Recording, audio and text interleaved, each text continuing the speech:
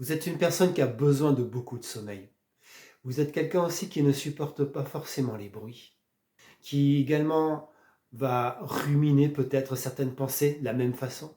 Vous êtes peut-être même quelqu'un qui va analyser très profondément. Vous êtes aussi quelqu'un qui a tendance à se juger beaucoup et qui réagit très vite au jugement qu'on vous fait. Vous êtes quelqu'un aussi qui a une très forte intuition. Une très forte intuition, une très belle sensibilité également, car vous êtes très empathique. Peut-être que parfois aussi vous avez des humeurs très extrêmes, mais tout ça est tout à fait normal, car vous êtes une personne sensible. Tout ça sont des symptômes de la sensibilité devenue douloureuse, et je vous explique pourquoi est-ce qu'elle est devenue douloureuse, et comment vous pouvez vous en sortir. Je vous donne une solution avec un exemple d'exercice dans cette fin de vidéo. Nous avons tous des capteurs en nous du système nerveux, qui dans notre corps va réagir à ce qui se passe à l'extérieur. Il va réagir et par ces capteurs, nous allons avoir une sensation corporelle. La première chose que nous captons, c'est cette sensation. Cette sensation qui va ensuite aller jusqu'au cerveau et là, le cerveau va l'interpréter. Il va faire donc un rapprochement avec la sensation reçue et ce qu'il a en mémoire. Par exemple, dans les amygdales, toutes les peurs qui ont pu être accumulées à ce moment-là, il va les associer et raconter toute une histoire, toute une narration avec cette sensation. Et de cette sensation et de cette narration, par la suite, le cerveau va l'accrocher jusqu'à ce qu'il y ait une réaction. Car une réaction face à un danger, à une peur, est la fuite ou l'attaque. Le figement étant autre chose qui rend les choses plus traumatiques et qui accumule encore autre chose.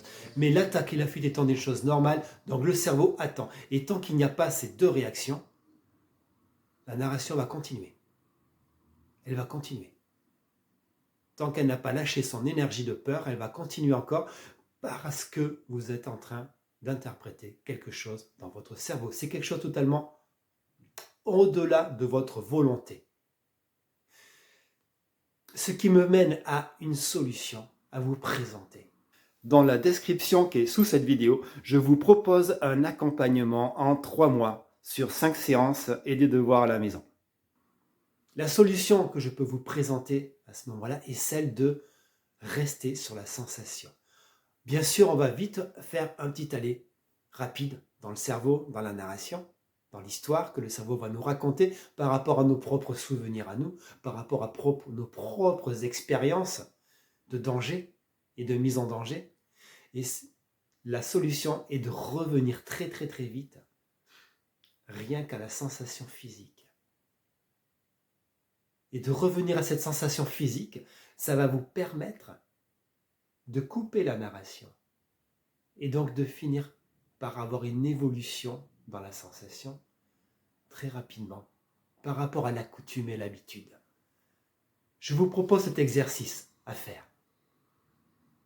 Prenez une émotion que vous avez pu ressentir aujourd'hui, une anecdote aujourd'hui ou hier, quelque chose d'assez récent ou quelque chose en tout cas de puissant qui vous permet de vous souvenir de ce que vous avez ressenti corporellement aussi.